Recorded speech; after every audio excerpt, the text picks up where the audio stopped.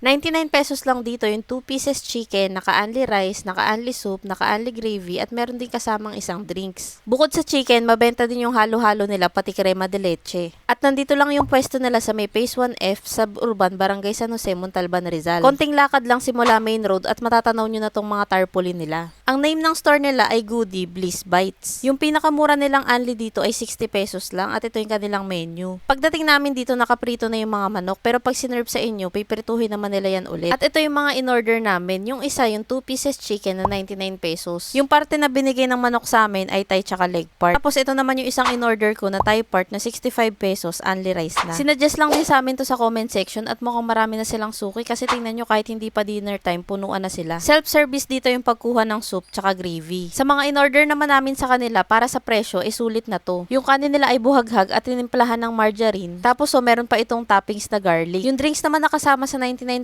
grapes yung flavor nito. Malasa yung timpla nila sa breading ng manok at makikita nyo nga na marami itong paminta. At masarap itong idip sa gravy nila na lasang chicken soup. Isa pa sa dapat nyo itry dito yung kanilang sweet chili sauce. Kapag dito nyo dinip yung manok, tatlong flavor yung malalasahan nyo, yung saltiness ng manok at yung lasa ng sweet and spicy ng sauce. Kaya naman pala kahit hindi pa oras ng hapunan, marami nang kumakain dito. Masarap at sulit kasi para sa presyo yung mga pagkain nila. Yung ₱65 na only rice dito, solve na talaga eh. Ito pa yung isa naming binili sa kanila, yung overload halo-halo. Marami silang nilalagay na ubi dito tapos may sahog na saging, beans, nata, gulaman at mga sago. Sa halo-halo nila, hindi lang basta simpleng gatas yung nilalagay, meron silang sariling timpla dito. At ito yung binabalik-balikan ng iba sa kanila. Kapag gatas lang kasi yung nilagay, di ba, medyo malabnaw yung sabaw ng halo-halo, pero yung kanila ganito malapot. At sa toppings naman na nilalagay nila, yung homemade nilang leche flan at sarili nilang lutong ube. Kaya yung halo-halo nila overload talaga sa ube kasi sarili nilang gawa. At ito naman yung crema de leche nila na nag-uumapaw sa leche flan pati na rin sa sago. Dahil sa gawa nilang panimpla sa halo-halo na pinaghalong gatas. Tingnan nyo tong sabaw ng halo-halo, di ba makikita nyo medyo malapot ito. Affordable lang din tong halo-halo overload nila kasi ₱55 lang to. Ang dami na talagang masarap na food trip dito sa may suburban. Kaya kung mapapadayo rin kayo dito, wag nyong kalimutang dumaan dito sa may Goody Bliss Bites. Sa murang halaga lang, solve na talaga dito. Kaya naman kung meron pa kayong alam na mga sulit na kainan dito sa may Montalban, palagay naman po sa comment section para yun naman yung next naming dadayuhin. At para updated pa kayo sa mga mapupuntahan namin ni Maynard, wag niyong kalimutang i-follow ang aming mga social media accounts.